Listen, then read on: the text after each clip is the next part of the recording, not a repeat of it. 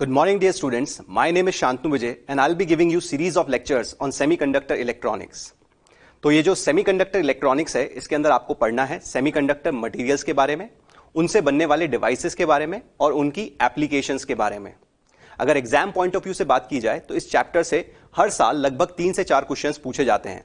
That simply means it has got a decent weightage in your exam. तो आइए बात करते हैं सेमीकंडक्टर्स की. तो सेमीकंडक्टर, दिस वर्ड में सीम न्यू टू यू, पर जब भी मैं बात कर रहा होता हूं कंडक्टर्स की, तो we are referring to those materials that easily allow the current to flow through it.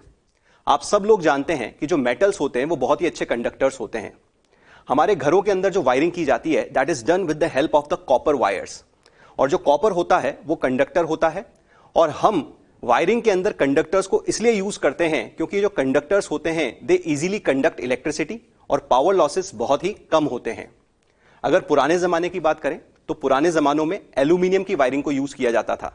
अब ये जो एल्यूमिनियम है ये भी मेटल ही है, पर ये जो एल्यूमिनियम होता है इसकी कंडक्टिविटी क्योंकि कॉपर के रेस्पेक्ट में कम होती है, इसीलिए एल्यूमिनियम वायरिंग के अंदर पावर लॉसेस ज्यादा हुआ करते थे. इसीलिए समय के साथ में हमने इन एल्यूमिनियम वायरिंग को कॉपर वायरिंग से रिप्लेस कर दिया. तो ये तो बात रही हमारे कंडक्टर्स की. अब आइए बात करते हैं सेमीकंडक्टर्स की. तो सेमीकंडक्टर, जैसे ही ये नाम बोलते हैं हमको ये समझ में आता है कि ये जो सेमीकंडक्टर होते हैं इनकी जो कंडक्टिविटी होती है कंडक्टर्स के रेस्पेक्ट में कम होती है. अगर हम कंपेयर करें कंडक्टिविटी की of the copper wire with that of the semiconductor material, तो हम कह सकते हैं कि जो सेमीकंडक्टर मटेरियल होता है उसकी conductivity 10 to the power 11 times कम होती है as that of the copper material. आपने बिल्कुल सही सुना, हम कह रहे हैं कि सेमीकंडक्टर मटेरियल की जो कंडक्टिविटी होती है वो 10 टू द पावर 11 टाइम्स कम होती है with respect to that of the copper. तो आप ये समझ सकते हैं कि जब हम एल्यूमिनियम को ही कॉपर के रेस्पेक्ट में इंपॉर्टेंस नहीं दे रहे थे क्योंकि एल्यूमिनियम जो कि मेटल है उसकी कंडक्टिविटी कॉपर के रेस्पेक्ट में कम होती थी, तो हमारे मन में यह क्वेश्चन अराइज होता है कि ऐसा मटेरियल जिसकी conductivity 10 to the power 11 times कम होती है वो हमारी लाइफ के अंदर क्यों इंपॉर्टेंस रखता है. तो इसका आंसर यह है कि जो सेमीकंडक्टर मटेरियल है उसकी एक खास बात होती है, वो ये कि हम सिंपल प्रोसेसिंग करके इस सेमीकंडक्टर मटेरियल की कंडक्टिविटी को बदल सकते हैं. We can change the conductivity of a semiconductor material by simple processes. ये कैसे किया जाता है ये हम चैप्टर के अंदर पढ़ेंगे. फिलहाल इंपॉर्टेंट बात यह है कि अगर हम बात करें कॉपर की, तो अगर कॉपर की कंडक्टिविटी की बात की जाए तो कॉपर की कंडक्टिविटी फिक्स्ड होती है, इट इज गॉड गिवन. हम इसकी कंडक्टिविटी के बारे में कुछ नहीं कर सकते. पर अगर सेमीकंडक्टर मटेरियल्स की कंडक्टिविटी की बात की जाए तो हम इसकी कंडक्टिविटी को बदल सकते थे. We can tune the conductivity of the semiconductor. हम इसकी कंडक्टिविटी को अपने हिसाब से मॉडिफाई कर सकते थे. और जब भी हमारे हाथ में किसी भी चीज को मॉडिफाई करने की पावर आ जाती है तो हम कह सकते हैं कि बहुत सारी एप्लीकेशंस का जन्म हो जाता है. और यही कारण है कि जो सेमीकंडक्टर मटेरियल्स हैं वो बहुत ज्यादा इंपॉर्टेंस रखते हैं हमारी लाइफ में. हम कह सकते हैं कि जो हमारी मॉडर्न लाइफ है that is revolving all around this semiconductor material. Be it your mobile phone, your laptop, your desktop, your computer, your play station और the micro processors that controls the operation of your car, planes और spaceships. इन सब जगह पर semiconductors को use किया जाता है. तो आइए बात करते हैं इसी सेमीकंडक्टर की. हम चैप्टर को स्टार्ट करते हैं और चैप्टर के स्टार्टिंग में हम सबसे पहले सॉलिड्स को क्लासिफाई करते हैं. तो जो सॉलिड्स होते हैं उनको दो तरीके से क्लासिफाई किया जाता है. First on the basis of conductivity and second on the basis of energy band. तो on the basis of conductivity solids 3 प्रकार के होते हैं: कंडक्टर्स, इंसुलेटर्स और सेमीकंडक्टर्स. हम सब जानते हैं कि कंडक्टर्स वो सॉलिड्स होते हैं जिनकी हाईएस्ट कंडक्टिविटी होती है और से लीस्ट रेजिस्टिविटी होती है.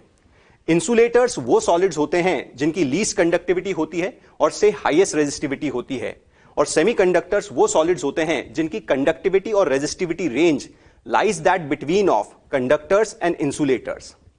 क्योंकि हम क्लासिफिकेशन कंडक्टिविटी के बेसिस पे कर रहे हैं इसलिए आइए इनकी कंडक्टिविटी रेंज को भी देख लेते हैं. तो जो कंडक्टर्स होते हैं उनकी कंडक्टिविटी रेंज लाई करती है फ्रॉम 10 टू द पावर 2 से लेके 10 टू द पावर 8 साइमन पर मीटर. अगर इंसुलेटर्स की बात की जाए तो इनकी कंडक्टिविटी रेंज लाई करती है फ्रॉम 10 टू द पावर -11 से लेके 10 टू द पावर -19 साइमन पर मीटर. अगर सेमीकंडक्टर्स की बात की जाए तो इसकी कंडक्टिविटी रेंज लाई करती है फ्रॉम 10 to the power 5 से लेकर 10 to the power -6 साइमन पर मीटर। तो ये तो बात थी इनकी कंडक्टिविटी रेंज की। अगर हम बात करें एग्जाम्पल्स की तो हम जानते हैं कि जो मेटल्स होते हैं वो बहुत ही अच्छे कंडक्टर्स होते हैं। अगर इंसुलेटर्स के एग्जाम्पल्स की बात की जाए तो rubber, would, plastic, diamond etcetera ये सब बहुत ही अच्छे इंसुलेटर्स हैं। और अगर सेमीकंडक्टर्स की बात की जाए तो हमारे पास में एलिमेंटल सेमीकंडक्टर्स हैं, सिलिकॉन और जर्मेनियम। इसके अलावा हमारे पास में और भी बहुत सारे सेमीकंडक्टर्स होते हैं, जैसे कि inorganic semiconductors such as gallium arsenide या फिर CDS, and organic semiconductors such as anthracene, polypyrrole and polyaniline. तो हमको सबसे ज्यादा जो सेमीकंडक्टर्स इस चैप्टर में काम आएंगे वो होंगे एलिमेंटल सेमीकंडक्टर्स, सिलिकॉन और जर्मेनियम। हम सबसे ज्यादा इन्हीं सेमीकंडक्टर मटेरियल्स के बारे में बात कर रहे होंगे। पर आइए उसके पहले हम क्लासिफाई कर लेते हैं सॉलिड्स को on the basis of energy bands. तो एनर्जी बैंड क्या होते हैं इसको हम समझें उसके पहले हमको यह समझना जरूरी है कि एनर्जी लेवल क्या होता है।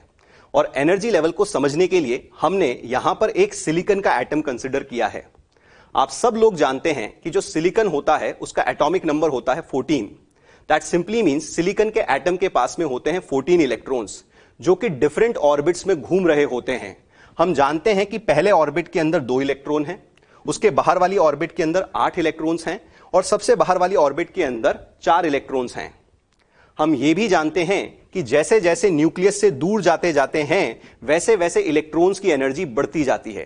दैट सिंपली मींस सबसे अंदर वाली ऑर्बिट के इलेक्ट्रॉन्स की एनर्जी सबसे कम होती है, उससे ज्यादा एनर्जी उसके बाहर वाले ऑर्बिट में घूम रहे इलेक्ट्रॉन्स की होती है और सबसे ज्यादा एनर्जी वैलेंस ऑर्बिट में घूम रहे इलेक्ट्रॉन्स की होती है।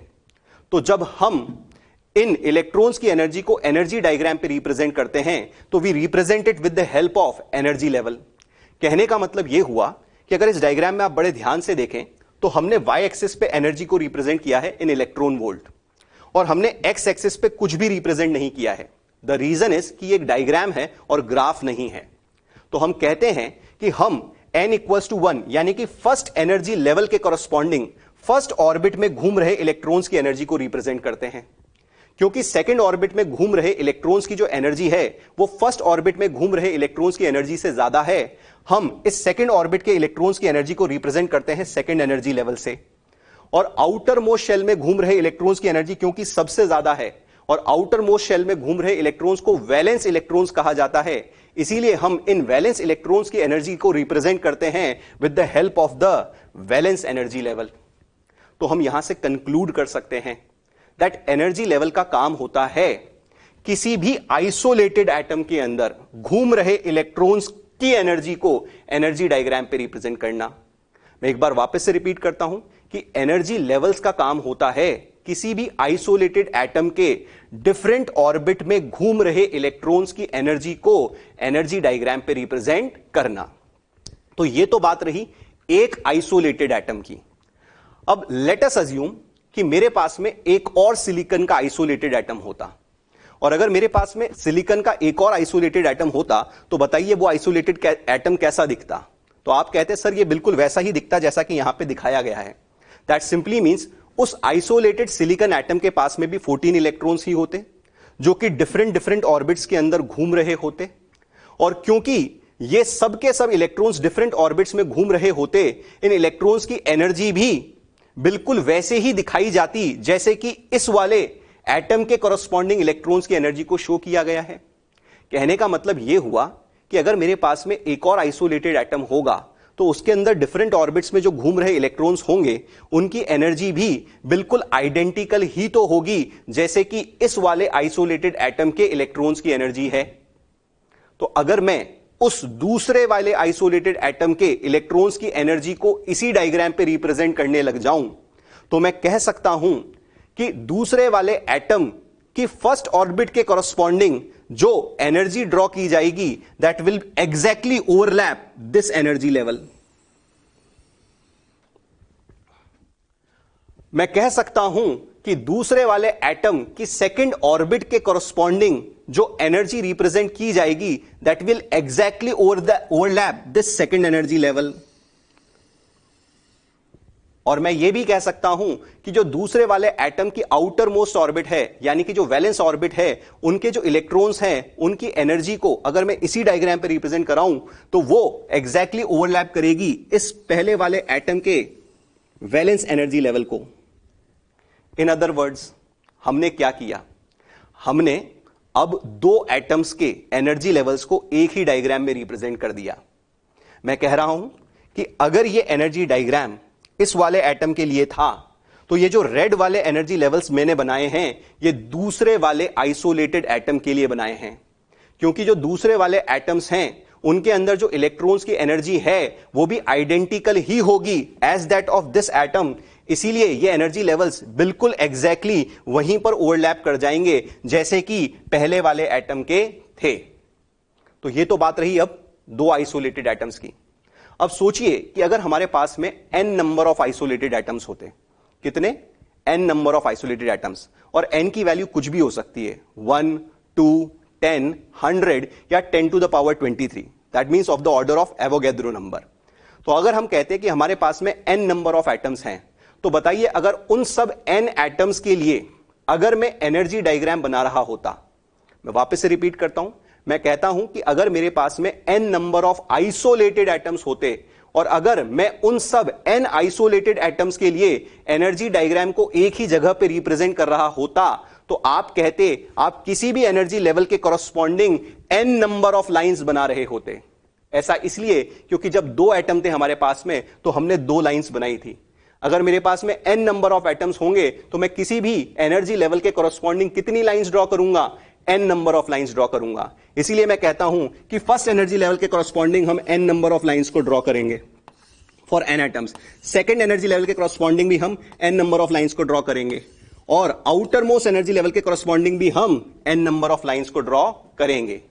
तो ये तब की बात थी जब हम कहते हैं कि हमारे पास में n number of isolated atoms हैं, और वो जो n number of isolated atoms हैं उनकी एनर्जी को हम एक ही जगह से रिप्रेजेंट कर रहे हैं।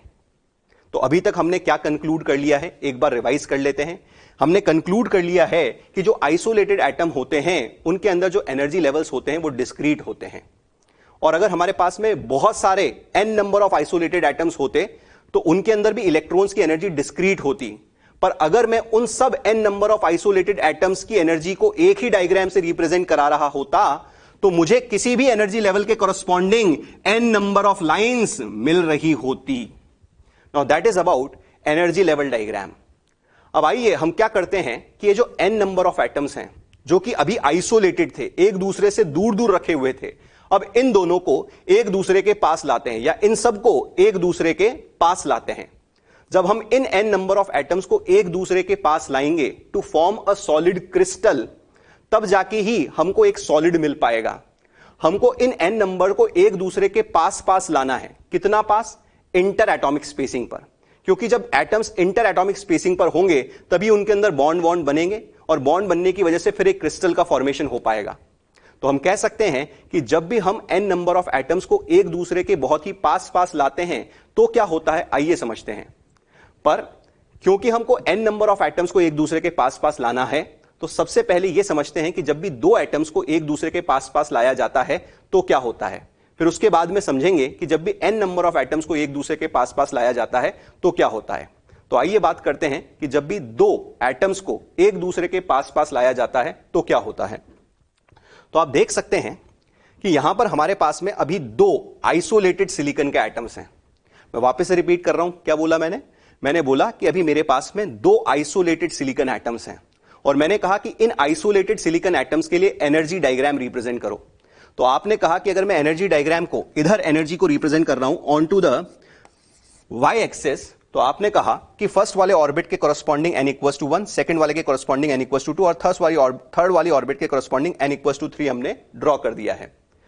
क्योंकि इस आइसोलेटेड एटम के लिए ये एनर्जी डायग्राम बना है और ये भी आइडेंटिकल एटम ही है, तो इस वाले एटम के लिए जो एनर्जी डायग्राम बनेगा वो भी आइडेंटिकल ही बनेगा। तो आप देख सकते हैं कि इस वाले एटम के लिए जो एनर्जी डायग्राम बना है वो भी बिल्कुल वहीं पर लाई करता है जहां पे पहले वाले के एनर्जी लेवल्स लाई करते थे। बस फर्क इतना सा है कि इस बार हमने एनर्जी डायग्राम अलग अलग रिप्रेजेंट कर दिए हैं। इसके पहले यहां पर हम एनर्जी लेवल डायग्राम को एक ही जगह पे रिप्रेजेंट कर रहे थे। तो आप देख सकते हैं कि जब हमारे पास में दो आइसोलेटेड एटम्स हैं तो हम उन दो आइसोलेटेड एटम्स के लिए अलग अलग एनर्जी लेवल डायग्राम बना रहे हैं, पर क्योंकि इलेक्ट्रॉन्स की एनर्जी आइडेंटिकल होगी इसलिए ये एनर्जी लेवल डायग्राम बिल्कुल एक ही जगह पे लाई कर रहे हैं। अब आइए बात करते हैं कि जब ये दो एटम्स एक दूसरे के पास पास आते हैं तो क्या होता है। तो जब ये दो एटम्स को एक दूसरे के पास पास लाया जाता है, तो जब भी इन दो एटम्स को एक दूसरे के पास पास लाया जाता है तो आप देख सकते हैं कि सबसे पहले ये जो आउटर मोस्ट शेल्स हैं ये एक दूसरे से इंटरैक्ट करने लग जाती हैं। आप देख सकते हैं कि ये जो आउटर मोस्ट शेल्स हैं इनका इंटरैक्शन सबसे पहले होता है। इन आउटर मोस्ट शेल्स का इंटरैक्शन सबसे पहले होता है। क्योंकि इन आउटर मोस्ट शेल्स का इंटरैक्शन सबसे पहले होता है इसीलिए यहां पर जो घूम रहे वैलेंस इलेक्ट्रॉन्स हैं अब इनकी एनर्जी में चेंज आता है। इन वैलेंस इलेक्ट्रॉन्स की एनर्जी में चेंज क्यों आता है आइए समझते हैं। तो देखिए, जब तक ये एटम्स एक दूसरे से दूर दूर थे तो यहां के जो वैलेंस इलेक्ट्रॉन्स हैं वो सिर्फ और सिर्फ इस न्यूक्लियस के कूलम्बिक फोर्स के कारण इस ऑर्बिट में घूम रहे थे। सिमिलरली जब ये एटम आइसोलेटेड था तो यहां के जो वैलेंस इलेक्ट्रॉन्स थे वो सिर्फ और सिर्फ इस एटम के कूलम्बिक फोर्स के कारण इस ऑर्बिट में घूम रहे थे। पर जब मैं इन दो एटम्स को एक दूसरे के पास पास लाता हूं तो यहां पे घूमने वाले जो वैलेंस इलेक्ट्रॉन्स हैं इनके ऊपर इस पहले वाले एटम का कूलम्बिक फोर्स तो काम कर ही रहा होता है, अब साथ साथ में दूसरे वाले एटम के न्यूक्लियस की वजह से कूलम्बिक फोर्स और आसपास के इलेक्ट्रॉन्स की वजह से भी कुछ ना कुछ कूलम्बिक फोर्स काम करने लग जाता है, जिसकी वजह से इन इलेक्ट्रॉन्स की एनर्जी में चेंज आता है। क्योंकि कुछ इलेक्ट्रॉन्स की एनर्जी बढ़ जाती है और कुछ इलेक्ट्रॉन्स की एनर्जी कम हो जाती है, हम ये कहते हैं कि ये जो दो एनर्जी लेवल्स पहले एक ही जगह पे लाई करते थे अब ये एनर्जी लेवल्स स्प्लिट कर जाते हैं। मैं वापस से रिपीट करता हूं, मैंने क्या कहा? मैंने कहा कि क्योंकि जब भी दो एटम्स एक दूसरे के बहुत ही पास पास आते हैं तो इंटरेक्शन के कारण इलेक्ट्रॉन्स की एनर्जी में चेंज आता है, और क्योंकि इलेक्ट्रॉन्स की एनर्जी में चेंज आता है और कुछ इलेक्ट्रॉन्स की एनर्जी बढ़ जाती है और कुछ इलेक्ट्रॉन्स की एनर्जी कम हो जाती है, यही कारण है कि जो दो एनर्जी लेवल्स, दो एटम्स के लिए जो दो एनर्जी लेवल्स पहले हम एक जगह पे बनाया करते थे अब वो एनर्जी लेवल्स स्प्लिट कर जाते हैं। और आप देख सकते हैं कि जो एनर्जी लेवल्स का स्प्लिटिंग है वो इस बात पर डिपेंड करता है कि जो ओवरलैपिंग शेल्स है वो कितना ज्यादा इंटरैक्ट कर रही हैं, या फिर अपन कह सकते हैं कि जो शेल्स हैं वो जितना ज्यादा इंटरैक्शन करती हैं उतना ज्यादा एनर्जी के अंदर चेंज आता है। आप देख सकते हैं कि जो सेकंड वाली ऑर्बिट के कॉरस्पॉन्डिंग एनर्जी लेवल्स का स्प्लिटिंग दिखाया गया है वो थर्ड वाली ऑर्बिट के रेस्पेक्ट में कम दिखाया गया है, और जो फर्स्ट वाली ऑर्बिट के एनर्जी लेवल्स की स्प्लिटिंग दिखाई गई है वो सेकंड और थर्ड के रेस्पेक्ट में सबसे कम दिखाई गई है। हम ऐसा इसलिए कहते हैं क्योंकि जो फर्स्ट वाली ऑर्बिट के जो इलेक्ट्रॉन्स हैं उनकी एनर्जी में सबसे कम चेंज आता है, क्योंकि इन इलेक्ट्रॉन्स का इंटरैक्शन सबसे कम होता है। और आप ऐसा भी कह सकते हैं कि ये जो इलेक्ट्रॉन्स हैं अभी भी इसी न्यूक्लियस के इफेक्ट में ज्यादा चलेंगे, इसलिए इनकी एनर्जी में सबसे कम चेंज आएगा। तो ये तो बात रही कि जब भी हम दो आइसोलेटेड एटम्स को एक दूसरे के पास पास लाते हैं तो क्या होता है। अब आइए बात करते हैं n नंबर ऑफ एटम्स की। हम n नंबर ऑफ एटम्स की बात कर रहे हैं और यहां पर n की वैल्यू है 10 टू द पावर 23 के ऑर्डर की। That simply means of the order of Avogadro number. हम ऐसा इसलिए कह रहे हैं क्योंकि हम जब इन n एटम्स को एक दूसरे के बहुत ही पास पास लाएंगे, इंटर एटॉमिक स्पेसिंग पर लाएंगे, तभी जाके एक सॉलिड क्रिस्टल का फॉर्मेशन हो पाएगा। तो आइए समझते हैं कि जब n नंबर ऑफ एटम्स को एक दूसरे के पास पास लाया जाता है तो क्या होता है। तो जब भी हम इन n नंबर ऑफ एटम्स को एक दूसरे के पास पास लाते हैं तो due to their mutual interaction जो इलेक्ट्रॉन्स होते हैं उनकी एनर्जी में चेंज आता है। और ये जो n number of energy levels हैं जिनको हम पहले एक ही जगह पे रिप्रेजेंट किया करते थे, इलेक्ट्रॉन्स की एनर्जी में चेंज की वजह से अब हम इनको एक जगह पे रिप्रेजेंट न करके बल्कि n number of closely spaced energy level से रिप्रेजेंट करने लग जाते हैं। तो हम ये कह सकते हैं कि ये जो n number of closely spaced energy levels होते हैं इन्हीं ग्रुप ऑफ एनर्जी लेवल्स को एनर्जी बैंड कहा जाता है। ये n number of closely spaced energy levels को ही एनर्जी बैंड कहा जाता है। That simply means we can conclude कि एनर्जी लेवल्स आइसोलेटेड एटम में इलेक्ट्रॉन्स की एनर्जी को रिप्रेजेंट करने के काम आते हैं, पर ये जो एनर्जी बैंड्स होते हैं वो किसी क्रिस्टल के अंदर इलेक्ट्रॉन्स की एनर्जी को रिप्रेजेंट करने के काम आते हैं। हम वापस से रिपीट कर सकते हैं, हमने कहा कि जो एनर्जी लेवल होता है वो आइसोलेटेड एटम के अंदर घूम रहे इलेक्ट्रॉन्स की एनर्जी को एनर्जी डायग्राम पे रिप्रेजेंट करता है, पर जो एनर्जी बैंड होता है वो किसी क्रिस्टल के अंदर घूम रहे इलेक्ट्रॉन्स की एनर्जी को एनर्जी डायग्राम पे रिप्रेजेंट करने के काम आता है। अब आप देख सकते हैं कि यहां पर हमने एक एनर्जी बैंड डायग्राम बनाया है फॉर अ सॉलिड क्रिस्टल, और आप देख सकते हैं कि फर्स्ट वाले ऑर्बिट के करस्पॉन्डिंग हमने बनाया है फर्स्ट एनर्जी बैंड, सेकंड वाली ऑर्बिट के करस्पॉन्डिंग हमने बनाया है सेकंड एनर्जी बैंड, और वैलेंस ऑर्बिट के करस्पॉन्डिंग हमने बनाया है वैलेंस एनर्जी बैंड। इसी एनर्जी बैंड डायग्राम के अंदर हमने यहां पर एक और बैंड दिखाया है जिसको हमने कहा है कंडक्शन एनर्जी बैंड। यह conduction energy band free electrons की एनर्जी को रिप्रेजेंट करने के काम आता है। तो ये कंडक्शन एनर्जी बैंड क्या होता है इसको हम अभी डिटेल में डिस्कस करेंगे। तो आइए डिस्कस करते हैं अब different type of energy bands जो कि सॉलिड्स को क्लासिफाई करने के काम आते हैं। तो आइए बात करते हैं हम different type of energy bands की। तो आप देख सकते हैं यहां पर हमने किसी सॉलिड के लिए एनर्जी बैंड डायग्राम को रिप्रेजेंट किया है। हमने सबसे नीचे वैलेंस बैंड को रिप्रेजेंट किया है, सबसे ऊपर कंडक्शन बैंड को रिप्रेजेंट किया है, और इन दोनों के बीच में हमने एक गैप दिखाया है। ये जो गैप होता है इसको हम डेल्टा ईजी से भी डिनोट करते हैं, और इस गैप को नाम दिया जाता है फॉरबिडन एनर्जी गैप। क्या कहलाता है ये? Forbidden energy gap. तो आइए इन तीनों बैंड्स को वन बाय वन समझते हैं। तो सबसे पहले बात करते हैं हम वैलेंस बैंड की। तो आप सब लोग जानते हैं कि जो वैलेंस बैंड है उसका काम है किसी भी क्रिस्टल में जितने भी वैलेंस इलेक्ट्रॉन्स हैं उनकी एनर्जी को रिप्रेजेंट करने के लिए वैलेंस बैंड को यूज किया जाता है। तो हम कह सकते हैं that the valence band is the group of energy levels corresponding to the energy of those electrons which are present in valence shell. अब एक बात बताइए, ये जो वैलेंस इलेक्ट्रॉन्स होते हैं ये आउटर मोस्ट ऑर्बिट में लाई करते हैं। हम ये कह सकते हैं कि ये वही इलेक्ट्रॉन्स होते हैं जो सबसे ज्यादा टेंडेंसी शो करते हैं एनर्जी गेन करके फ्री हो जाने की। और अगर किसी कारण से ये इलेक्ट्रॉन्स एनर्जी गेन करके फ्री हो जाते हैं तो फिर हम कह सकते हैं कि ये फ्री इलेक्ट्रॉन्स कंडक्शन में पार्टिसिपेट करने लग जाते हैं, और ऐसे इलेक्ट्रॉन्स को ही हम फिर कंडक्शन इलेक्ट्रॉन्स कहने लग जाते हैं। क्योंकि कंडक्शन इलेक्ट्रॉन्स की एनर्जी वैलेंस इलेक्ट्रॉन्स के रेस्पेक्ट में ज्यादा होती है, अब हम इन कंडक्शन इलेक्ट्रॉन्स की एनर्जी को वैलेंस बैंड से नहीं बल्कि कंडक्शन बैंड से रिप्रेजेंट करने लग जाते हैं।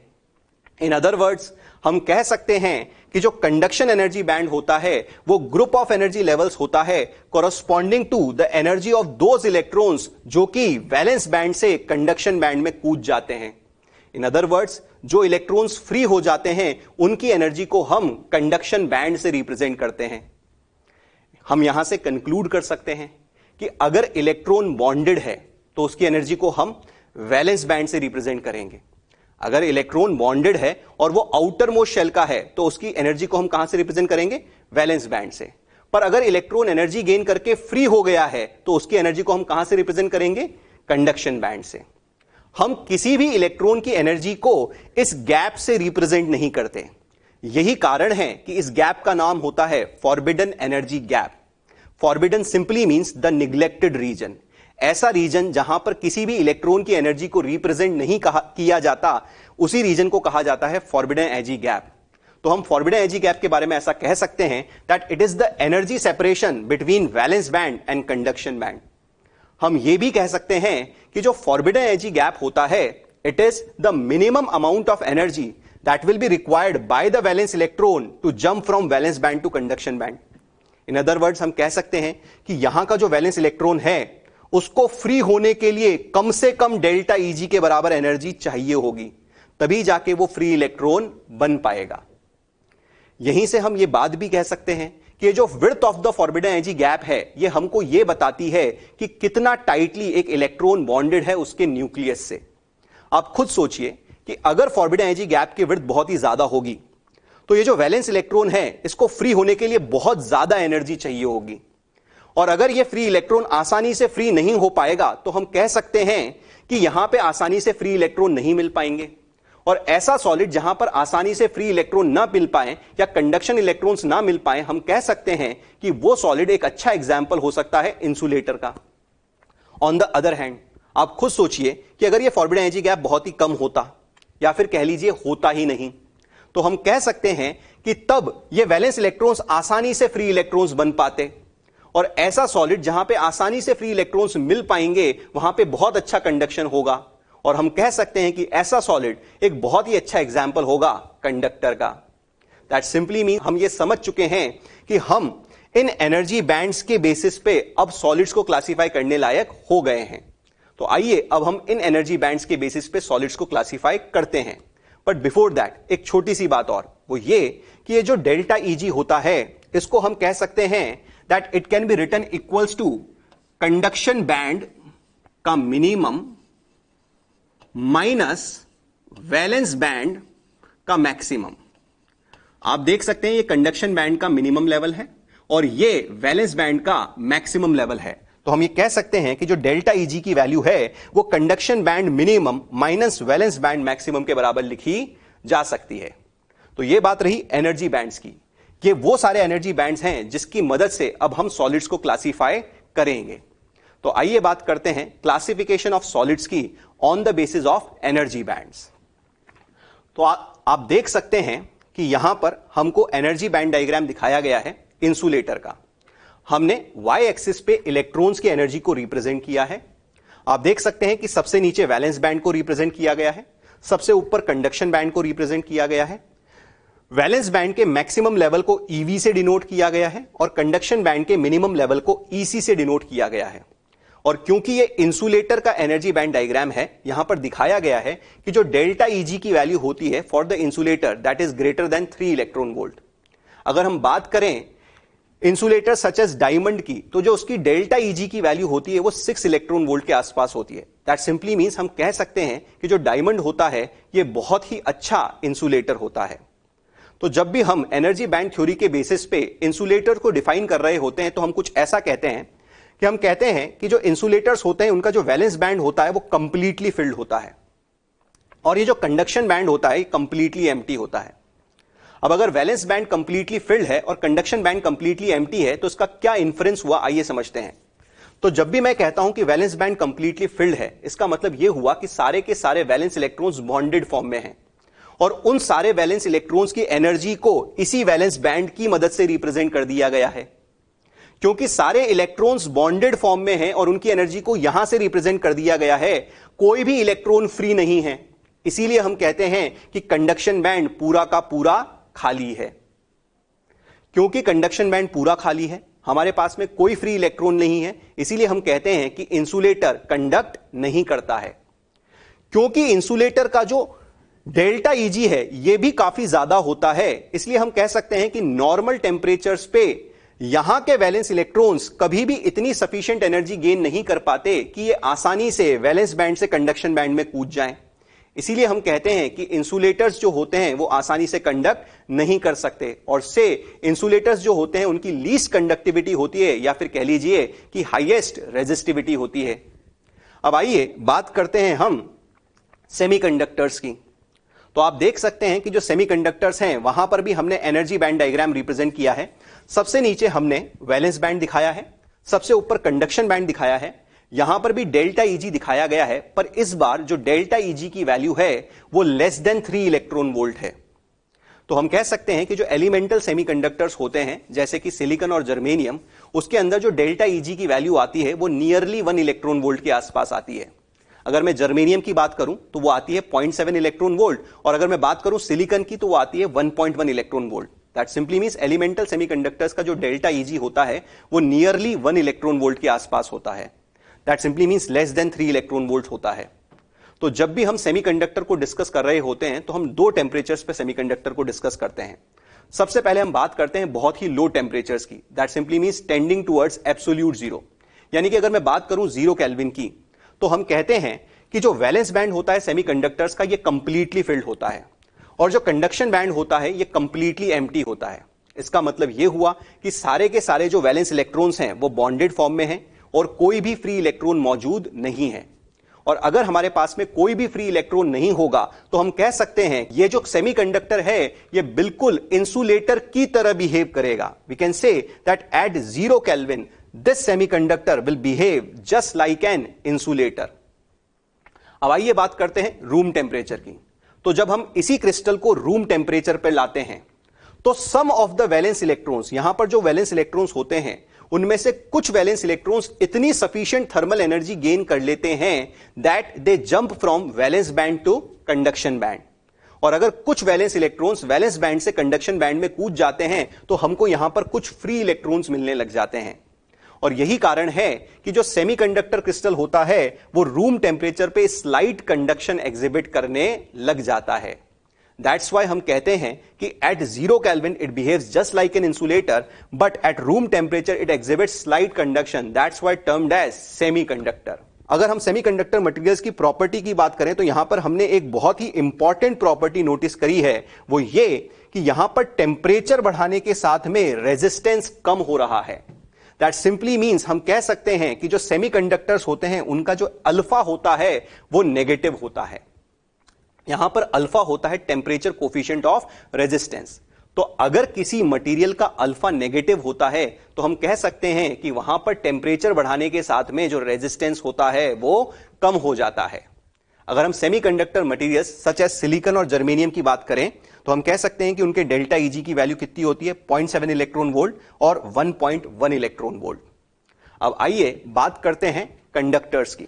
तो हम कंडक्टर्स की बात करें उसके पहले आप एक बात नोटिस करिए कि जैसे जैसे ये जो बैंड गैप है, जैसे जैसे ये डेल्टा ईजी की वैल्यू कम होती जा रही है, वैसे वैसे कंडक्टिविटी ऑफ द मटेरियल बढ़ती जा रही है।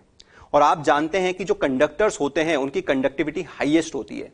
तो आप खुद समझ सकते हैं कि कंडक्टर्स के केस में या तो डेल्टा ईजी बहुत ही कम होता होगा या फिर होता ही नहीं होगा। एंड दैट्स वाई हम कंडक्टर्स को एक तरीके से कुछ इस तरह से रिप्रेजेंट करते हैं।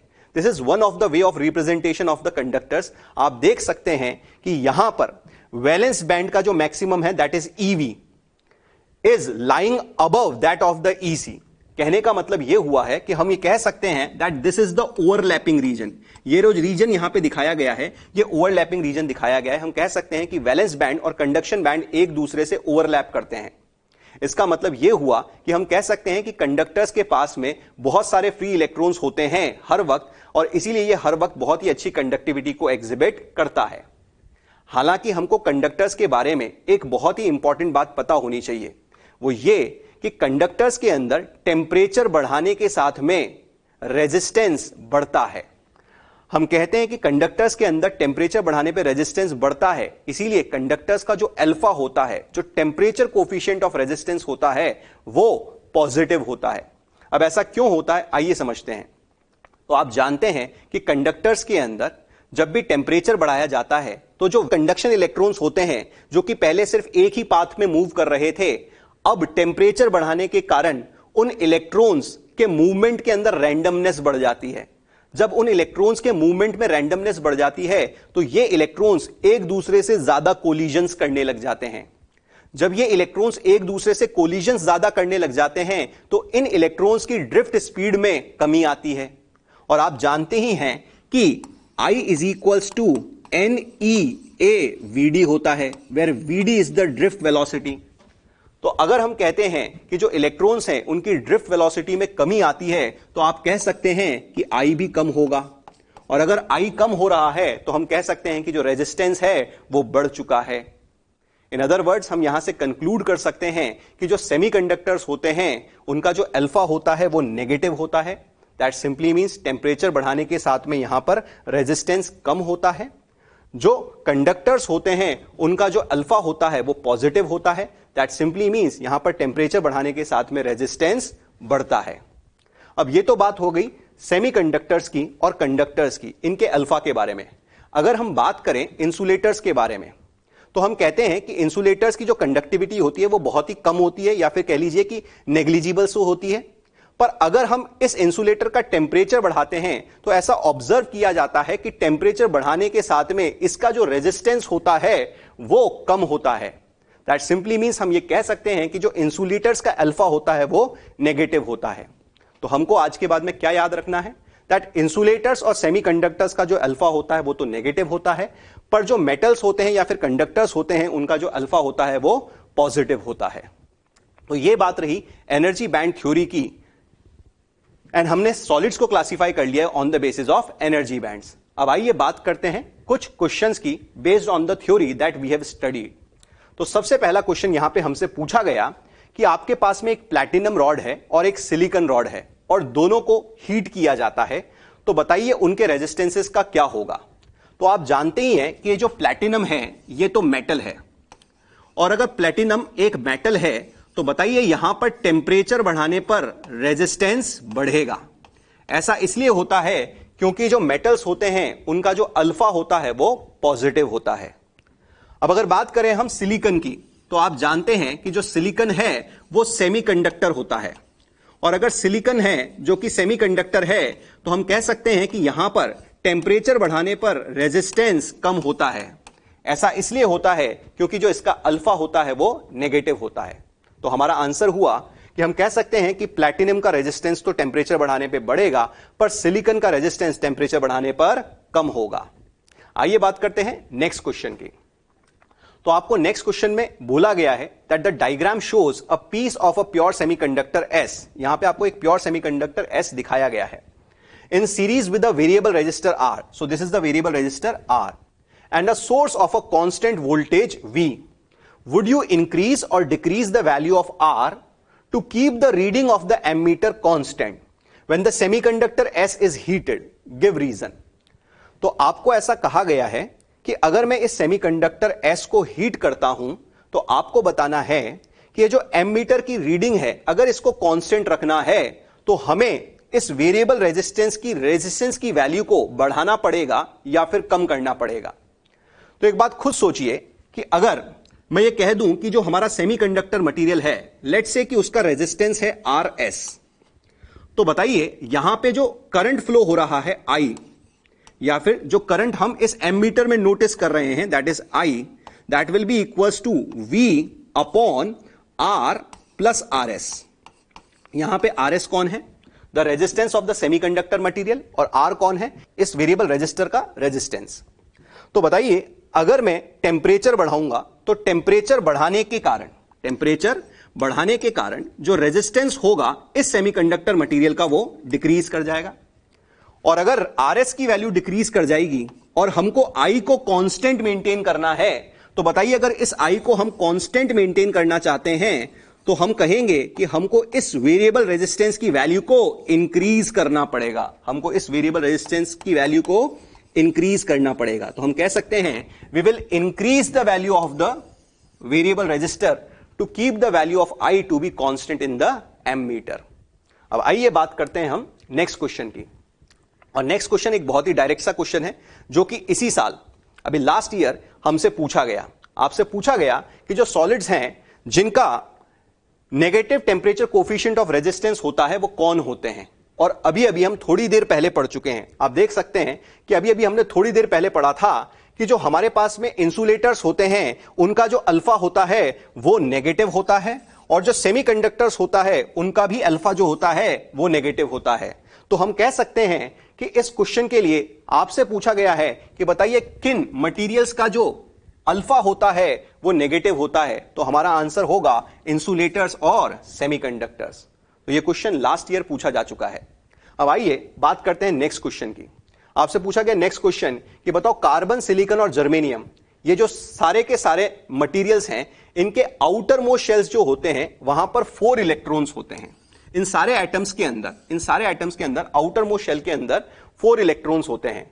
तो बताइए these are characterized by valence and conduction band separated by energy band respectively equals to EgC, EgSi and Eg germanium। आपको बोला गया है कि कार्बन का जो डेल्टा Eg है वो EgC है, सिलिकॉन के लिए EgSi है और जर्मेनियम के लिए EgGe है। तो आपसे पूछा जाता है that which of the following statement is true, इनमें से कौन सा स्टेटमेंट सही है। तो आप सब लोग जानते हैं कि हम ऐसा पढ़ चुके हैं कि जो डेल्टा Eg होता है डायमंड का, दैट सिंपली मींस कार्बन का, वो होता है लगभग 6 इलेक्ट्रॉन वोल्ट के आसपास। कितना होता है? 6 इलेक्ट्रॉन वोल्ट के आसपास। अगर मैं बात करूं delta Eg for the silicon, तो आप ये जानते हैं कि इसकी वैल्यू जो होती है वो होती है लगभग 1.1 इलेक्ट्रॉन वोल्ट। और अगर मैं बात करूं delta Eg for the germanium, तो आप जानते हैं कि इसकी जो वैल्यू होती है that is equals to 0.7 electron volt.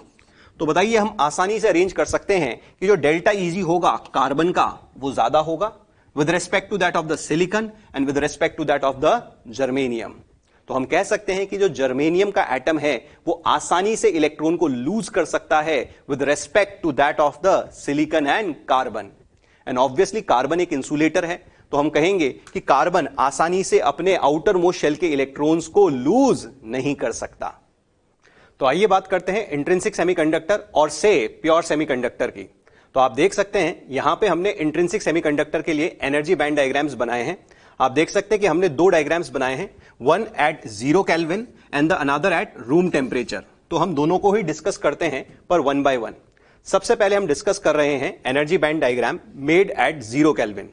आप देख सकते हैं हमने वाई एक्सेस पे इलेक्ट्रॉन की एनर्जीज को रिप्रेजेंट किया है। यह है वैलेंस बैंड, यह है कंडक्शन बैंड। वैलेंस बैंड का जो मैक्सिमम लेवल है उसको हमने ईवी से डिनोट किया है, और जो कंडक्शन बैंड का लोएस्ट लेवल है उसको हमने ईसी से डिनोट किया है। और ये जो डेल्टा ईजी है that is the energy band gap between the valence band and conduction band. तो आप देख सकते हैं एट 0 केल्विन हम यहां पे ये शो कर रहे हैं कि जो वैलेंस बैंड है ये कंप्लीटली फिल्ड है। वैलेंस बैंड कंप्लीटली फिल्ड है, इसका सीधा सा मतलब ये होता है दैट सारे के सारे वैलेंस इलेक्ट्रॉन्स बॉन्डेड फॉर्म में हैं, कोई भी इलेक्ट्रॉन फ्री नहीं है। और अगर कोई भी इलेक्ट्रॉन फ्री नहीं है तो ये क्रिस्टल कंडक्शन नहीं कर पाएगा। आप देख सकते हैं कि यहीं पे हमने रिप्रेजेंट किया है कि कंडक्शन बैंड कंप्लीटली एम्प्टी है। क्योंकि कंडक्शन बैंड कंप्लीटली एम्प्टी है, हमारे पास में कोई भी कंडक्शन इलेक्ट्रॉन नहीं है या फिर कोई भी फ्री इलेक्ट्रॉन नहीं है, इसीलिए ये क्रिस्टल कंडक्ट नहीं कर पाएगा। यही कारण है कि ये क्रिस्टल एट 0 केल्विन बिल्कुल इंसुलेटर की तरह बिहेव करता है। आप ये भी जानते हैं कि एट 0 केल्विन जो थर्मल एनर्जी होती है वो भी 0 ही होती है। इसीलिए यहां के जो वैलेंस इलेक्ट्रॉन्स हैं वो कभी भी इतनी सफिशिएंट थर्मल एनर्जी गेन नहीं कर पाते कि वे वैलेंस बैंड से कंडक्शन बैंड में जा पाएं, और इसलिए हमको कोई फ्री इलेक्ट्रॉन नहीं मिल पाता। और हम कहते हैं एट वेरी लो टेम्परेचर्स और at 0 kelvin this crystal behaves just like an insulator. पर जब हम इसी क्रिस्टल को रूम टेम्परेचर पे लाते हैं तो आप ऑब्जर्व करते हैं that some of the valence electrons acquire sufficient amount of thermal energy that they jump from valence band to conduction band. They jump from valence band to conduction band. क्योंकि आपको room temperature पे कुछ free electrons मिलने लग जाते हैं, इसीलिए हम कहते हैं कि अब ये pure semiconductor eight room temperature exhibit करता है स्लाइट कंडक्शन। हम ये कहते हैं कि eight room temperature pure semiconductor slight conduction exhibit करने लग जाता है। That simply means कि अब ये जो कंडक्टर है अपने को कुछ कंडक्टिविटी शो करने लग गया है। यहां पे इंपॉर्टेंट बात यह है कि आप देख सकते हैं कि जब भी वैलेंस इलेक्ट्रॉन्स वैलेंस बैंड छोड़ के कंडक्शन बैंड में जाता है तो it leaves a vacancy behind in the valence band, और इस वेकेंसी को हम होल कहते हैं। इसी वेकेंसी को हम क्या कहते हैं? होल। दैट सिंपली मीन्स हम कह सकते हैं कि प्योर सेमीकंडक्टर के अंदर हमारे पास में अब दो चार्ज कैरियर्स मिलने लग गए हैं। The one is electrons, the another one is holes. ऐसा कहा जाता है कि सेमीकंडक्टर के अंदर इलेक्ट्रॉन्स और होल्स जो दोनों ही होते हैं वो चार्ज कैरियर की तरह बिहेव करते हैं। They both are responsible for the electrical conduction, they both are responsible for the electric current. अब ये कैसे इलेक्ट्रिकल कंडक्शन में हेल्पफुल होते हैं ये हम समझेंगे with the help of covalent bond theory. पर उसके पहले कुछ बेसिक बातें जो हमको समझ में आनी चाहिए वो ये कि जब भी हम इस सेमीकंडक्टर क्रिस्टल को रूम टेम्परेचर पे लाते हैं तो हमको कुछ फ्री इलेक्ट्रॉन्स मिलते हैं। लेट मी से कि हमको जितने भी फ्री इलेक्ट्रॉन्स मिलते हैं, लेट अस से कि उसकी जो कंसंट्रेशन है that is equal to Ne। Now what is Ne? Ne is the concentration of the free electrons that we are showing in the conduction band. तो आप देख सकते हैं कि हमको जितने फ्री इलेक्ट्रॉन्स मिलते हैं कंडक्शन बैंड में उतने ही हमको होल्स भी मिलते हैं in the valence band. And if I से कि होल्स की कंसंट्रेशन है NH, तो मैं कह सकता हूं कि इस प्योर सेमीकंडक्टर क्रिस्टल में जितने फ्री इलेक्ट्रॉन्स होते हैं उतने ही होल्स होते हैं। That simply means I can say that Ne is equals to NH होता है। यहां पे समझने लायक बात यह है कि जो Ne है वो concentration of the free electrons है। तो जितने फ्री इलेक्ट्रॉन्स मिलेंगे हमको उतने ही होल्स भी मिलेंगे। अब क्योंकि Ne और NH दोनों ही बराबर हैं, हम इसको एक नए वेरिएबल के बराबर लिख देते हैं and that is equals to Ni। तो आप देख सकते हैं हमने यहां पे लिखा है that Ne equals to NH equals to Ni। ये जो यहां पे Ni लिखा गया है इसको हम कहते हैं intrinsic concentration. That simply means आज के बाद में आपको कोई भी कह दे कि आपको इंट्रिंसिक कंसंट्रेशन पता है, इसका सीधा सा मतलब यह हुआ कि आपको उस सेमीकंडक्टर की इलेक्ट्रॉन और होल की कंसंट्रेशन पता है। और आप कह सकते हैं कि वो सेमीकंडक्टर जो है जिसके अंदर आपको इलेक्ट्रॉन और होल दोनों की कंसंट्रेशन पता है और जो कि बराबर है, वो एक प्योर सेमीकंडक्टर है। तो हम कह सकते हैं कि प्योर सेमीकंडक्टर में इलेक्ट्रॉन्स और होल्स की कंसंट्रेशन बराबर होती है। मैं वापस से रिपीट करता हूं, प्योर सेमीकंडक्टर में फ्री इलेक्ट्रॉन्स की कंसंट्रेशन और होल्स की कंसंट्रेशन बराबर होती है, and that is equals to Ni। अब आइए बात करते हैं कि ये जो Ni होता है ये किन किन फैक्टर्स पे डिपेंड करता है। Ni that means intrinsic concentration, और say the concentration of electron and holes that are generated due to the temperature. ये किन किन बातों पे डिपेंड करता है? तो बहुत ही ऑब्वियस सी बात है कि ये जो Ni है ये टेम्परेचर पे डिपेंड करता होगा। The reason being very simple कि जब टेम्परेचर सफिशिएंट मिलता है तभी जाके तो हमको इलेक्ट्रॉन और होल्स मिलने लगते हैं। तो जब हमको सफिशिएंट टेम्परेचर मिलेगा तब जाके हमको Ni ज्यादा मिलने लगेगा। हम कह सकते हैं कि Ni depends on temperature. Ni किस पे डिपेंड करता है? टेम्परेचर। एक और बात हम ये भी कह सकते हैं कि ये जो Ni होता है ये type of the semiconductor material पे डिपेंड करता है, यानी कि डेल्टा Eg पे डिपेंड करता है। हम ऐसा इसलिए कह रहे हैं क्योंकि किसी भी पर्टिकुलर टेम्परेचर पे जब इस डेल्टा Eg की वैल्यू कम होगी तभी जाके तो हमको ज्यादा number of free electron hole pairs मिल पाएंगे। हम कह सकते हैं कि जितना ज्यादा छोटा डेल्टा Eg होगा उतने ज्यादा चार्ज कैरियर्स हमको मिल पाएंगे। आप सोचिए कि अगर डेल्टा Eg की वैल्यू ज्यादा होती तो आसानी से फ्री इलेक्ट्रॉन होल पेयर्स नहीं मिल पा रहे होते। इन अदर वर्ड्स हम कह सकते हैं कि जो concentration of the free electron hole pairs होती है वो डेल्टा Eg और say the type of the semiconductor material पर भी डिपेंड करती है। तो यह बात तो रही हमारे Ni की कि ये किन किन बातों पे डिपेंड करता है। ये जो Ni है जो कि इंट्रिंसिक कंसंट्रेशन है, ये टेम्परेचर और डेल्टा Eg पर किस तरह से मैथमेटिकली डिपेंड करता है, इसका फॉर्मूला भी हमारे पास में है। और फॉर्मूला कहता है कि जो Ni होता है that is equals to a t की पावर 3/2 e की power minus delta Eg upon twice of kT। अब ये जो फॉर्मूला है एज सच आपको याद रखने की कोई जरूरत नहीं है। The reason being very simple कि आपसे एग्जाम में नहीं पूछा जा सकता। क्यों नहीं पूछा जा सकता? द रीजन इज कि एक एक्सपोनेंशियल फंक्शन है और हम एक्सपोनेंशियल फंक्शंस को एग्जाम में बिना कैलकुलेटर की मदद से सॉल्व नहीं कर पाएंगे, इसलिए एग्जाम में पूछा नहीं जाता है। पर हमको यह फॉर्मूला क्यों समझ में आना चाहिए, आइए समझते हैं। तो हम ये कह सकते हैं कि इस फॉर्मूले की मदद से हम ये कह सकते हैं कि जब टेम्परेचर बढ़ता है तो Ni की वैल्यू बढ़ती है। हम कह सकते हैं कि अगर टेम्परेचर ज्यादा होगा तो हमको ज्यादा नंबर ऑफ इलेक्ट्रॉन और होल पेयर्स मिल रहे होंगे। इसी प्रकार से हम ये कह सकते हैं कि जब डेल्टा Eg की वैल्यू बढ़ती है, जब डेल्टा Eg की वैल्यू बढ़ती है तो जो probability of finding out electrons in the conduction band होती है वो एक्सपोनेंशियली डिक्रीज करती है। वो कैसे डिक्रीज करती है? एक्सपोनेंशियली। तो हमको पता होना चाहिए with the increasing band gap the probability of finding out conduction electrons in the conduction band decreases and it decreases exponentially. आइए अब इसी फॉर्मूले के अंदर ये समझ लेते हैं कि जो डिफरेंट वेरिएबल्स हमको दिए हैं उनकी क्या क्या वैल्यूज है और वो कौन कौन से हैं। तो आप देख सकते हैं कि इस Ni के अंदर यहां पे लिखा हुआ है A, ये जो A होता है ये कांस्टेंट होता है, ये जो T है ये टेम्परेचर है केल्विन के अंदर, डेल्टा Eg बैंड गैप होता है, ये जो K है ये बोल्ट्जमैन कांस्टेंट है और T कौन है? Temperature in kelvin. तो आइए अब बात करते हैं हम इसी इंट्रिंसिक सेमीकंडक्टर की on the basis of covalent bond theory. ये जो थ्योरी हम पढ़ रहे थे that was discussed in the terms of energy bands.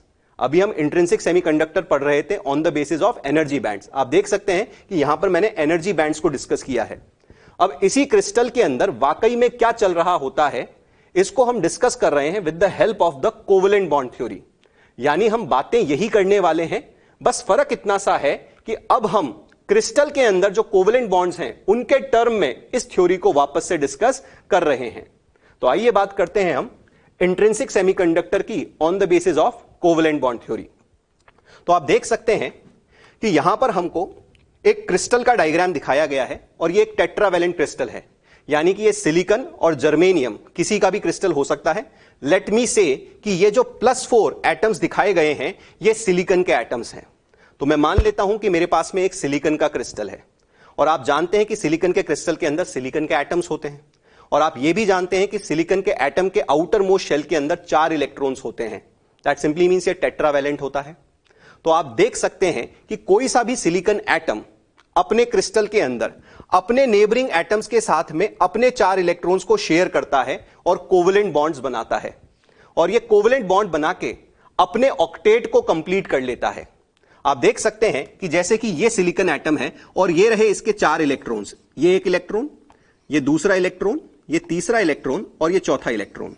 तो ये क्या करता है, अपने इन 4 इलेक्ट्रॉन्स को अपने नेबरिंग 4 एटम्स के 4 इलेक्ट्रॉन्स के साथ में शेयर करता है और इस तरह से अपने ऑक्टेट को कंप्लीट कर लेता है।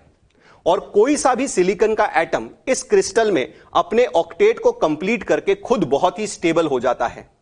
दैट सिंपली मींस हम कह सकते हैं कि सिलिकॉन के क्रिस्टल के अंदर एट वेरी लो टेम्परेचर और से एट 0 केल्विन सारे के सारे सिलिकॉन एटम्स जो होते हैं वो परफेक्टली कोवेलेंट बॉन्डेड होते हैं। अब अगर सारे सिलिकॉन के एटम्स परफेक्टली कोवेलेंट बॉन्डेड होंगे तो वहां पर कोई फ्री इलेक्ट्रॉन मौजूद नहीं होगा, और अगर कोई फ्री इलेक्ट्रॉन मौजूद नहीं होगा तो हम कहेंगे कि यह क्रिस्टल कंडक्शन एग्जिबिट नहीं करेगा। यही कारण है कि हम कहते हैं कि जो सिलिकॉन का क्रिस्टल है at very low temperature it behaves just like an insulator. पर जब हम इसी क्रिस्टल को रूम टेम्परेचर पे लाते हैं तो आप जानते हैं कि some of the valence electrons acquire sufficient amount of thermal energy and they become free. तो आप देख सकते हैं कि ये वो वैलेंस इलेक्ट्रॉन है जिसने सफिशिएंट थर्मल एनर्जी गेन कर ली है, और ये वैलेंस इलेक्ट्रॉन अब यहां से फ्री हो जाता है। आप देख सकते हैं कि यहां पे जो इलेक्ट्रॉन दिखाया गया है ये थर्मली जनरेटेड फ्री इलेक्ट्रॉन है। तो हम कहते हैं कि थर्मल एनर्जी गेन करने के बाद में ये वाला वैलेंस इलेक्ट्रॉन यहां से फ्री हो जाता है और ये कोवेलेंट बॉन्ड ब्रेक हो जाता है। आप ये कह सकते हैं कि इस कोवेलेंट बॉन्ड को बनने के लिए एक इलेक्ट्रॉन की डेफिशिएंसी रह जाती है। हम इसी डेफिशिएंसी ऑफ इलेक्ट्रॉन को ही तो होल कहा करते थे। हम इस डेफिशिएंसी ऑफ इलेक्ट्रॉन को क्या कहा करते थे? होल। इन अदर वर्ड्स हम कह सकते हैं that hole is a deficiency और the vacancy that is left behind when the valence electron leave its position. Hole क्या है? एक डेफिशिएंसी या फिर vacancy of electron that is left behind when the valence electron leave its position। फिलहाल important बात यह कि आप देख सकते हैं कि जितने थर्मली जनरेटेड इलेक्ट्रॉन्स होते हैं उतने ही होल्स भी होते हैं। यानी हम यहां पे वाकई में लिख सकते हैं दैट Ne की वैल्यू NH के बराबर है, और आप याद करिए इसी को हम किसके बराबर लिख रहे थे? Ni के बराबर, and Ni was the intrinsic concentration. आप यह भी याद कीजिए कि हम कहा करते थे कि प्योर सेमीकंडक्टर के अंदर इलेक्ट्रॉन्स और होल्स दोनों ही चार्ज कैरियर्स होते हैं। दैट सिंपली मींस दोनों ही इलेक्ट्रिकल कंडक्शन में पार्टिसिपेट करते हैं, दोनों ही इलेक्ट्रिक करंट के अंदर पार्टिसिपेट करते हैं। अब ये कैसे पार्टिसिपेट करते हैं आइए समझते हैं थोड़ा सा डिटेल में। तो मान लेते हैं कि ये हमारे पास में एक सिलिकॉन का क्रिस्टल था, और इस सिलिकॉन के क्रिस्टल के अक्रॉस अब हम पोटेंशियल अप्लाई कर देते हैं। तो मैं कह देता हूं कि यहां पे मैंने अप्लाई कर दिया हाई पोटेंशियल और यहां पे मैंने अप्लाई कर दिया है लो पोटेंशियल। तो आप समझ सकते हैं कि अगर ये हाई पोटेंशियल ये लो पोटेंशियल तो हमारे पास में एक इलेक्ट्रिक फील्ड मिल रही है, और इस इलेक्ट्रिक फील्ड का जो डायरेक्शन है वो हाई से लो पोटेंशियल की तरफ होगा। अब जैसे ही आप इलेक्ट्रिक फील्ड लगाते हैं तो आप देख सकते हैं कि ये जो फ्री इलेक्ट्रॉन्स हैं इस इलेक्ट्रिक फील्ड की प्रेजेंस में ड्रिफ्ट करने लग जाते हैं। हम जानते हैं कि फ्री इलेक्ट्रॉन्स इलेक्ट्रिक फील्ड के अपोजिट डायरेक्शन में ड्रिफ्ट करते हैं। क्योंकि इलेक्ट्रॉन्स इलेक्ट्रिक फील्ड के अपोजिट डायरेक्शन में ड्रिफ्ट करेंगे, इनके चलने की वजह से हमको एक करंट मिलने लग जाता है, and that current is known as electron current, and that current is known as electron current. तो यह बात तो हम पहले से ही जानते थे कि जब भी फ्री इलेक्ट्रॉन्स को इलेक्ट्रिक फील्ड मिलती है तो उसकी वजह से हमको एक करंट मिलने लग जाता है, और उस करंट को हमने यहां पे क्या नाम दे दिया? Electron current. पर हम ये कहा करते थे कि प्योर सेमीकंडक्टर के अंदर होल जो है वो भी एक चार्ज कैरियर की तरह बिहेव करता है। दैट सिंपली मींस वो भी करंट में पार्टिसिपेट करता है। अब ऐसा क्यों हो पाता है आइए समझते हैं। तो यहां पर समझने लायक बात यह है कि आप देख सकते हैं कि ये जो सिलिकॉन का एटम है जब ये 0 केल्विन पर था जब ये 0 केल्विन पर था, मैं इस वाले सिलिकॉन एटम की बात कर रहा हूं, तो जब ये 0 केल्विन पर था तो ये जो सिलिकॉन एटम है ये पहले क्रिस्टल के अंदर बहुत ही स्टेबल था। ऐसा इसलिए था क्योंकि इसका ऑक्टेट कंप्लीट था। पर जब मैं इसी क्रिस्टल को रूम टेम्परेचर पे लाता हूं तो ये वाला valence electron thermal energy gain करके फ्री हो जाता था। इसीलिए ये वाला सिलिकॉन का एटम जो कि क्रिस्टल में लो टेम्परेचर्स पे बहुत ही स्टेबल हुआ करता था, अब उतना स्टेबल नहीं रह पाता क्योंकि इसका ऑक्टेट कंप्लीट नहीं है। तो बताओ ये सिलिकॉन का एटम क्या चाहेगा? ये सिलिकॉन का एटम चाहेगा कि इसको, इस बॉन्ड को कंप्लीट करने के लिए एक इलेक्ट्रॉन की कमी है। ये सिलिकॉन का एटम क्या चाहेगा कि इसको, इस बॉन्ड को कंप्लीट करने के लिए एक कमी है। अगर इसको ये एक इलेक्ट्रॉन आसपास में कहीं से भी मिल जाए तो ये अपने इस बॉन्ड को कंप्लीट कर लेगा और फिर ये वापस से क्रिस्टल में उतना ही स्टेबल हो जाएगा जितना कि ये लो टेम्परेचर्स पे हुआ करता था। तो समझिए, हम कहते हैं कि क्योंकि ये सिलिकॉन का जो एटम है इतना स्टेबल नहीं है, ये क्या करता है कि आसपास में जो लूजली बॉन्डेड इलेक्ट्रॉन्स होते हैं, बड़े ध्यान से सुनिए मैं क्या कह रहा हूं, मैं कह रहा हूं कि आसपास में जो भी लूजली बॉन्डेड इलेक्ट्रॉन्स होते हैं, और आप जानते हैं कि जो लूजली बॉन्डेड इलेक्ट्रॉन्स होते हैं वही तो वैलेंस इलेक्ट्रॉन्स होते हैं। तो ये सिलिकॉन का एटम आसपास में जो लूजली बॉन्डेड इलेक्ट्रॉन होते हैं उनको अपनी ओर अट्रैक्ट करता है। जब ये आसपास के लूजली बॉन्डेड इलेक्ट्रॉन को अपनी ओर अट्रैक्ट करता है तो क्या होता है, आइए समझते हैं। तो मान लेते हैं कि इस सिलिकॉन के एटम ने इस लूजली बॉन्डेड इलेक्ट्रॉन को अपनी ओर अट्रैक्ट किया और अपनी डेफिशिएंसी ऑफ इलेक्ट्रॉन को खत्म कर लिया, या अपनी वैकेंसी को खत्म कर लिया, या कह दीजिए होल को खत्म कर दिया। तो बताइए, जब ये इलेक्ट्रॉन यहां से यहां पर जंप करता है तो इस वाले सिलिकॉन एटम के पास में तो वापस से अपना इलेक्ट्रॉन आ जाता है। इसीलिए हम कहते हैं कि ये वाला कोवेलेंट बॉन्ड वापस से रीएस्टेब्लिश हो जाता है। पर आप खुद सोचिए कि जब ये वाला बॉन्ड रीएस्टेब्लिश हुआ है, क्योंकि यहां पर इलेक्ट्रॉन आ गया है, तो उस जगह से जहां से वैलेंस इलेक्ट्रॉन निकलता है, अब वहां पर वैलेंस इलेक्ट्रॉन की डेफिशिएंसी रह जाती है, और उसी डेफिशिएंसी को हम क्या कहते हैं, होल। इन अदर वर्ड्स, हम ये कंक्लूड कर सकते हैं कि जब वैलेंस इलेक्ट्रॉन एक जगह से दूसरी जगह पर जाता है तो हमको होल दूसरी जगह पर चलता हुआ नजर आता है। मैं वापस से रिपीट करता हूं, मैंने क्या बोला? मैंने बोला कि जब वैलेंस इलेक्ट्रॉन यहां से यहां पर आता है तो हमको होल यहां से इस जगह पर जाता हुआ नजर आता है। दैट सिंपली मीन्स हम कंक्लूड कर सकते हैं कि ये जो होल है ये कारण बनता है वैलेंस इलेक्ट्रॉन के एक जगह से दूसरे जगह चलने का। चल कौन रहा है? Valence electron. हमें लगता है कि होल चल रहा है। मैं वापस से रिपीट करता हूं, मैंने क्या बोला? आप देखिए कि पहले होल यहां पर था, वैलेंस इलेक्ट्रॉन यहां पर था। जब वैलेंस इलेक्ट्रॉन इस होल को ऑक्यूपाई कर लेता है तो ये होल तो फुल हो जाता है, पर अब ये जो होल पहले यहां पर दिख रहा था, अब ये उस लोकेशन पे दिखने लग जाता है जहां से वैलेंस इलेक्ट्रॉन निकल के आता है। हम कहते हैं कि जब वैलेंस इलेक्ट्रॉन चलता है तो हमको होल चलता हुआ नजर आता है। आप कह सकते हैं कि ये जो होल होता है ये कारण बनता है वैलेंस इलेक्ट्रॉन के एक जगह से दूसरे जगह चलने का। और हम ये जानते हैं कि जब इलेक्ट्रॉन एक जगह से दूसरी जगह चलते हैं तो उसके चलने की वजह से हमको एक करंट मिलता है, और क्योंकि ये करंट होल के डायरेक्शन में है इसीलिए हम कहते हैं कि इस करंट को होल करंट नाम दे दिया जाता है। यही कारण है कि हम कहते हैं कि सेमीकंडक्टर क्रिस्टल के अंदर जो इलेक्ट्रिकल कंडक्शन है वो होल्स के कारण भी है। इन अदर वर्ड्स, हम कंक्लूड कर सकते हैं कि सेमीकंडक्टर क्रिस्टल के अंदर इलेक्ट्रॉन्स और होल्स दोनों ही चार्ज कैरियर्स हैं। फ्री इलेक्ट्रॉन्स तो कंडक्शन में पार्टिसिपेट करेंगे ही सही, साथ साथ में होल्स भी कंडक्शन में पार्टिसिपेट करेंगे। तो आज के बाद में जब भी मैं बोलूं कि हमको करंट मिल रहा है इलेक्ट्रॉन्स के कारण, तो वो फ्री इलेक्ट्रॉन्स का डिस्कशन होगा, और जब भी मैं कहूं कि हमको करंट मिल रहा है होल्स के कारण, तो बैक ऑफ द माइंड हम कह सकते हैं कि हमको करंट वैलेंस इलेक्ट्रॉन्स के एक जगह से दूसरे जगह चलने के लिए होगा या चलने के कारण होगा। तो यह बात रही हमारे कोवेलेंट बॉन्ड थ्योरी की।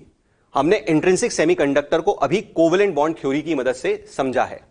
अब यहीं पर मैं आपको एक और इंपॉर्टेंट बात समझाता हूं, वो क्या, आइए समझते हैं। आप देख सकते हैं कि जब 0 केल्विन पर यह क्रिस्टल था तो यहां पर कोई भी फ्री चार्ज कैरियर नहीं हुआ करता था, यह इंसुलेटर की तरह बिहेव कर रहा था। पर जब हम इसी क्रिस्टल को रूम टेम्परेचर पे ला रहे थे तो कुछ वैलेंस इलेक्ट्रॉन्स फ्री हो जाते थे, जिसकी वजह से हमको होल्स मिल जाते थे। तो इस प्रोसेस को जब टेम्परेचर के कारण इलेक्ट्रॉन्स जनरेट होते हैं और उनके साथ में होल्स मिलते हैं, तो इस प्रोसेस को नाम दिया जाता है इलेक्ट्रॉन होल पेयर जनरेशन। क्या नाम दिया जाता है? Electron hole pair generation. Electron hole pair generation क्यों होता है? टेम्परेचर की वजह से। तो जिस तरह से हम कहते हैं कि सेमीकंडक्टर क्रिस्टल के अंदर इलेक्ट्रॉन होल पेयर जनरेशन होता है, हम कह सकते हैं कि इसी सेमीकंडक्टर क्रिस्टल में कई बार इलेक्ट्रॉन होल पेयर रिकॉम्बिनेशन भी होता है। अब इलेक्ट्रॉन होल पेयर रिकॉम्बिनेशन कैसे हो सकता है, आइए समझते हैं। तो आप देखें कि अगर यहां पर यह फ्री इलेक्ट्रॉन है जो कि इलेक्ट्रिक फील्ड की प्रेजेंस के अंदर ड्रिफ्ट करेगा, तो जब यह इलेक्ट्रिक फील्ड की प्रेजेंस में ड्रिफ्ट करता है तो यह क्रिस्टल में चलते हुए कई बार एटम से कोलाइड करता है, जिसकी वजह से इसकी एनर्जी डिक्रीज करती जाती है। जब इन इलेक्ट्रॉन्स की एनर्जी डिक्रीज करती जाती है तो अब हम इन इलेक्ट्रॉन्स की एनर्जी को कंडक्शन बैंड से नहीं बल्कि वैलेंस बैंड से रिप्रेजेंट करने लग जाते हैं। कहने का मतलब यह हुआ कि अगर ये इलेक्ट्रॉन्स क्रिस्टल में चलते हुए अपनी एनर्जी को लूज करें तो ये वापस जाकर होल के साथ में रिकंबाइन हो सकते हैं। कहने का मतलब यह है कि इलेक्ट्रॉन एनर्जी गेन करके इलेक्ट्रॉन होल पेयर जनरेट कर सकता है और एनर्जी लूज करके वापस से इलेक्ट्रॉन होल पेयर रिकॉम्बिनेशन भी कर सकता है। और किसी भी सेमीकंडक्टर क्रिस्टल में एक थर्मल इक्विलिब्रियम पे रेट ऑफ जनरेशन और रेट ऑफ रिकॉम्बिनेशन साथ साथ में चलता रहता है।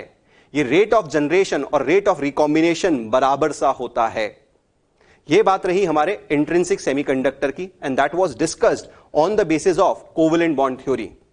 अब आइए समझते हैं कि क्योंकि हम ये कह रहे हैं कि जो होल है वो एक चार्ज कैरियर की तरह बिहेव करता है, वो एक चार्ज कैरियर है, आइए हम इसी होल की कुछ प्रॉपर्टीज को डिस्कस करते हैं।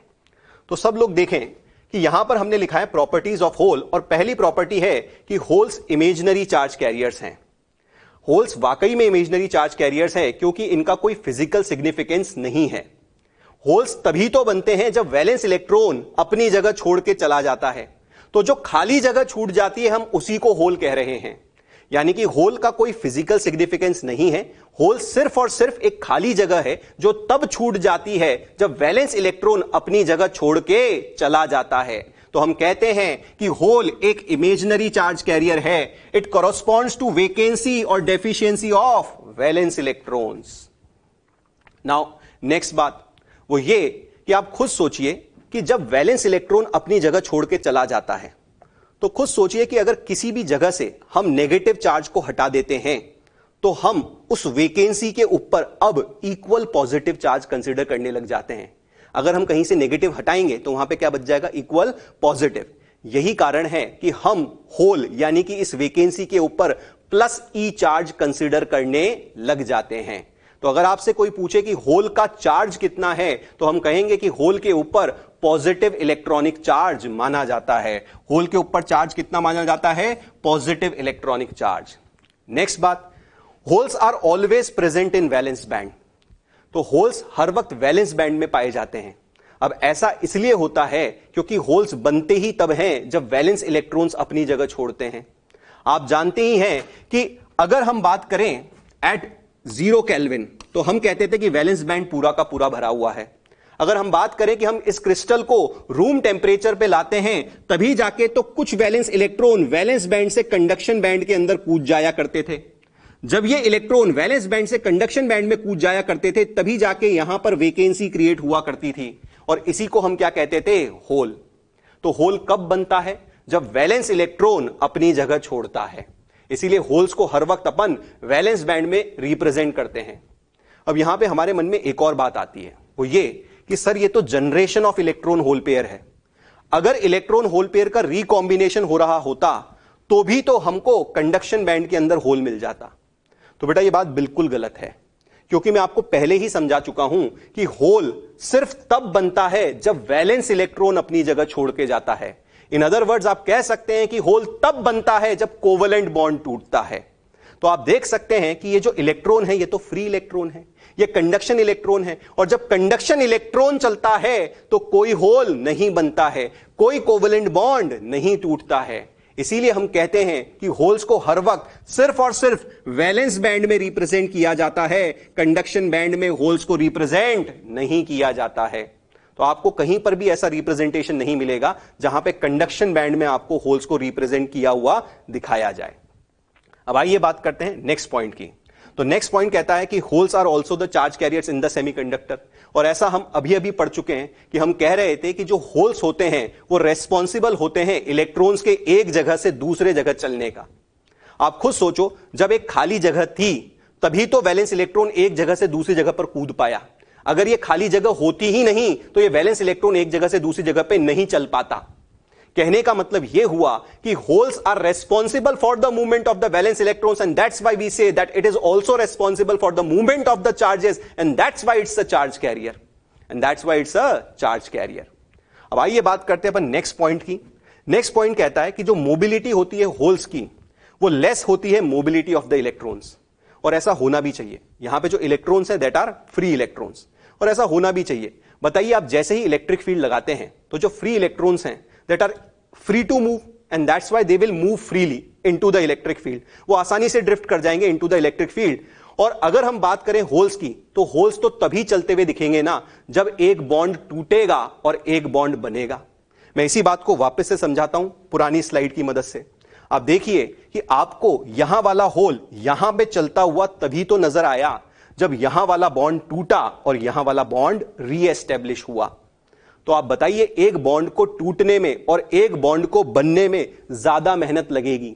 कहने का मतलब यह हुआ कि होल का मूवमेंट ज्यादा मुश्किल है as compare to that of the free electron. That's why we say that the mobility of the hole is less than the mobility of the free electron. अब आइए लास्ट पॉइंट पे आ जाते हैं, and that is the effective mass of the hole is greater than the effective mass of the electron.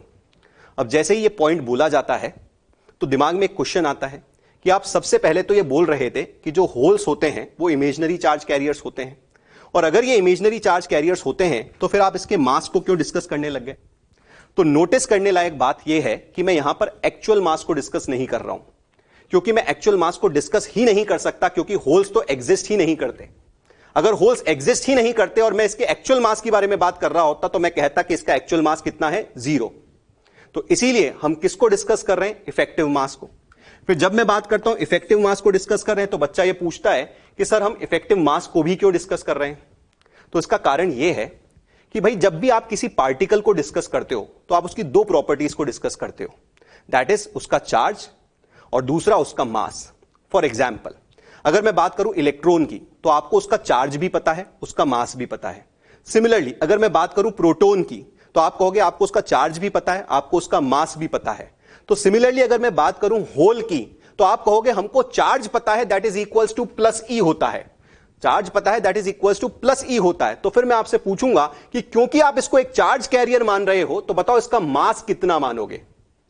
That simply means हम ये कह रहे हैं कि हम होल को एक इमेजिनरी चार्ज कैरियर मान रहे हैं और हम इसका चार्ज प्लस ई के बराबर मान रहे हैं, तो बताओ इसका मास कितना माना जाना चाहिए। तो अगर हम इस बात को बड़े ध्यान से समझें तो आप देखें कि अगर मैं एक इलेक्ट्रिक फील्ड लगाता हूं और उस इलेक्ट्रिक फील्ड के अंदर हमारे पास में इलेक्ट्रॉन भी है और होल भी है, तो बताओ जब हम इलेक्ट्रिक फील्ड लगाते हैं कुछ इस तरीके से, ये हाई पोटेंशियल ये लो पोटेंशियल, तो क्योंकि आप जानते हैं कि इलेक्ट्रॉनिक चार्ज और होल के ऊपर जो चार्ज है वो बराबर है, तो इनके ऊपर जो लगने वाला जो फोर्स होगा, इलेक्ट्रोस्टैटिक फोर्स होगा, वो भी बराबर होगा। That will be equal to F is equal to Q E. आप जानते हैं कि जो इलेक्ट्रोस्टैटिक फोर्स है that will be equal to Q into E. क्योंकि चार्ज दोनों का ही बराबर है और इलेक्ट्रिक फील्ड भी दोनों के लिए सेम है, हम कह सकते हैं कि जो इलेक्ट्रोस्टैटिक फोर्स लग रहा है that will be equal to same. अब बताइए, हम जानते हैं कि जो फोर्स होता है that is equal to M into A, तो क्या मैं कह सकता हूं कि ये जो m इंटू ए है ये कांस्टेंट है, और अगर ये m इंटू ए कांस्टेंट है तो क्या मैं कह सकता हूं कि m inversely proportional to a है। दैट सिंपली मीन्स हम ये कह सकते हैं कि जिसकी मोबिलिटी कम होती है उसका इफेक्टिव मास ज्यादा माना जाएगा, जिसकी मोबिलिटी कम होती है उसका इफेक्टिव मास ज्यादा माना जाएगा। दैट सिंपली मीन्स मैं कह सकता हूं कि जिसकी मोबिलिटी कम होती है, जिसका एक्सेलरेशन कम होता है, उसका इफेक्टिव मास ज्यादा माना जाएगा। तो बताइए हम effective of mass of hole को कैसा कंसिडर करेंगे? Will consider the effective mass of the hole to be more than the effective mass of the electron.